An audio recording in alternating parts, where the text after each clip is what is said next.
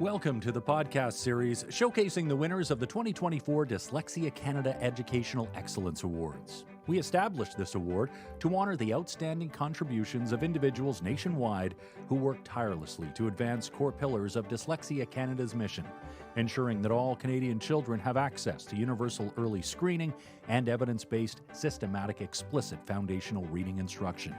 Right now, just over half of Canadian children are living in provinces committed to implementing that. The province of New Brunswick is at the forefront of adopting evidence-based instruction.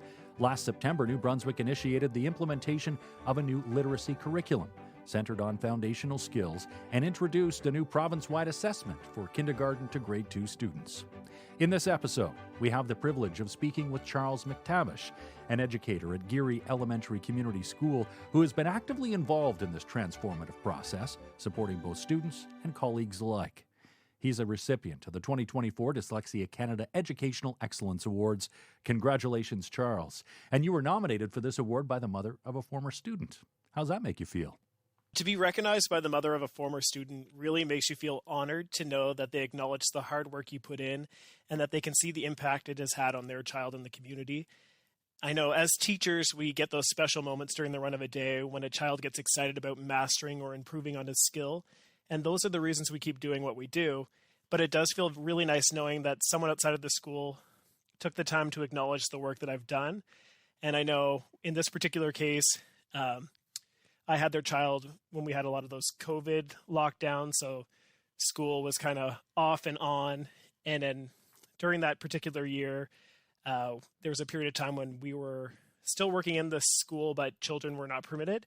And we were allowed to invite 1 or 2 children to join us just for extra intervention. And this particular student was one of those ones that I got to work with. And we really focused on those phonics skills, looking at evidence-based reading practices to try to improve her reading success. That sounds like it would be very gratifying to see the success that she's had. Now, right now, you're an academic support teacher, right? Providing direct literacy intervention to students. Now, this is a new role, so you're a bit of a pioneer as part of a pilot project by the New Brunswick government. Can you tell us what it means to be an academic support teacher? So in my role as an academic support teacher, I get to collaborate with classroom educators, educational support teachers, and school leadership to plan support for identified students.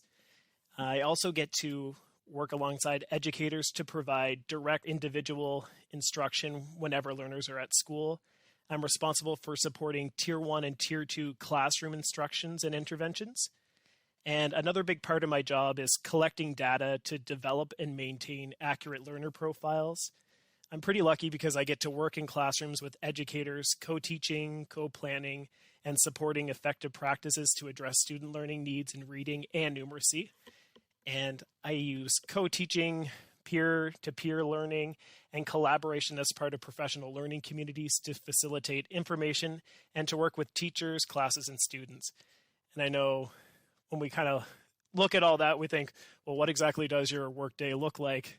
My day looks different depending on the needs of the classroom. I work on a 6-week block in classrooms where needs have been identified.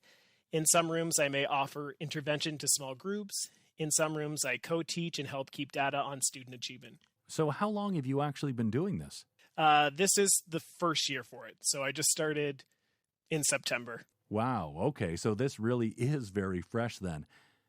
But in that short period of time, have you managed to see the benefits of this, seen it in action? So I've been very fortunate to see kids improving and having great success with my role. When I finish a block of time, it is always nice to hear from classroom teachers saying how much a student has improved after having some intervention time with me.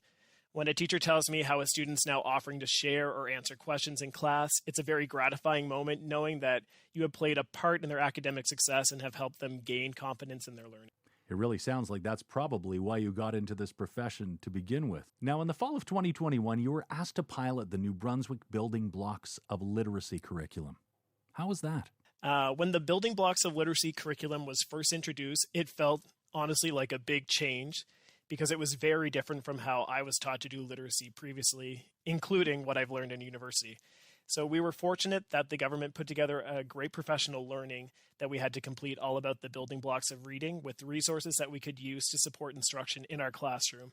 And every kindergarten to grade 2 teacher was given this resource, and it was a very helpful tool. We were very fortunate that when we were asked to pilot the program, we could ease into it. So this kind of looked different for everyone. It wasn't until this year that the new literacy curriculum became mandatory for all K-2 classes. Personally, for me, I took my time doing some professional learning, seeing how my day could be structured and how I could meet the needs of all learners in my classroom. It did take some trial and error, but the change was definitely worth it when you could see how the children in my classroom were becoming better readers using an evidence-based foundational reading instruction. So you've seen it up close and working at your school. How well do you think it's working in schools across the province? I haven't been able to talk to a lot of different schools, but I can speak in terms of our school. The feedback has been very positive, and we're noticing a lot of growth because we can now kind of pinpoint exactly, oh, this child is here with their phonological awareness, or they're here with their phonics skills, or they're here with their comprehension. It really allows us to kind of target everyone's specific needs. And I think because of that, we've seen a lot of reading growth throughout the year. Do you see any challenges? I think the biggest challenge was that kind of looked different for everyone. Some were ready to jump in full force, or some were a little nervous because it was so new and they didn't know a lot about it. But I think the nice thing with having my role this year as an academic support teacher is it allows me to sit with teachers and plan and talk about the new curriculum and take a look at data and see how we can use the reading blocks to help support the instruction in their classroom. Now, New Brunswick has introduced a province-wide early grades literacy assessment for kindergarten to grade 2 students, and that certainly sounds like a step in the right direction. But how effective has the assessment been since its implementation? I can speak personally that for me, this has been a fantastic tool. It has allowed us to see where the learning gaps are for learners in our building, and it has allowed us to target their specific needs. It has been a great tool for me to look at interventions to be put into place, and we have definitely seen children being successful in moving through the AGLA assessment as the year progresses. I don't think there's one student that I have worked with this year where they have kind of stopped at one point and have improved. Again, this was the first year that the AGLA was mandatory for our school, and for my school specifically, we were in a pilot school for it, so this is our very first year kind of jumping in, and the same for the province as a whole. And as with any new program, there's always little challenges that come up, and for us, the biggest challenge was time, because this is a kindergarten to grade 2 initiative, and we have grade 2 students who need to be assessed like they would from kindergarten. So it can be time consuming, and you don't want to skip over anything in case that there's gaps in between. So it would be interesting looking into the future how this kind of plays out, because with our grade 2 students, we wouldn't be starting at the very beginning and going all the way through. We'd be starting where they left off. So I think that time piece will reduce quite a bit. So it sounds like when you're able to apply it to those grades right from the very beginning, it would certainly make it easier to apply in schools right across the province. Is that right? Absolutely, yes. And honestly, it has been a great tool to use even as some screeners for grades 3, 4, and 5 to just kind of see where some of the gaps are as well.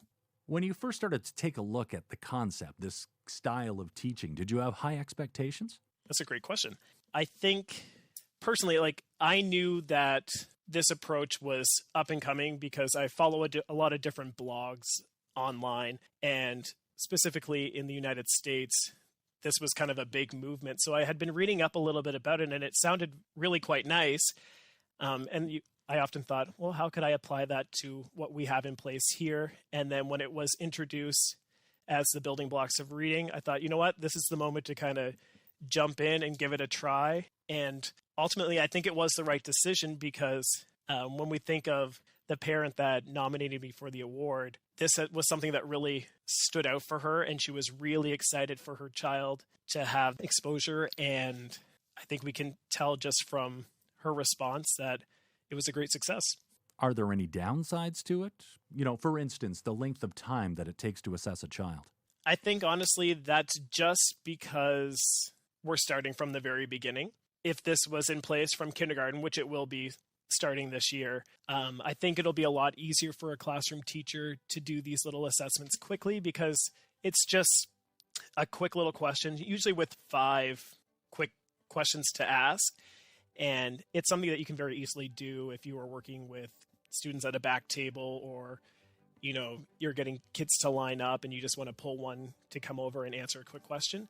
So there's different ways to do it. But right now, where it's still in the new phase, it does take a little bit of time. So I am interested to see what next year brings. I think we all are. Thanks so much for this, Charles, and congratulations again on your award. Sounds like they're lucky to have you working with the school board and helping to take on this challenging and important work. Take care. Thank you so much. Thank you for listening to this episode of the series showcasing the winners of the 2024 Dyslexia Canada Educational Excellence Awards. To learn more about this year's winners, visit dyslexiacanada.org, where you can read a blog about each of them. Stay tuned for our next episode.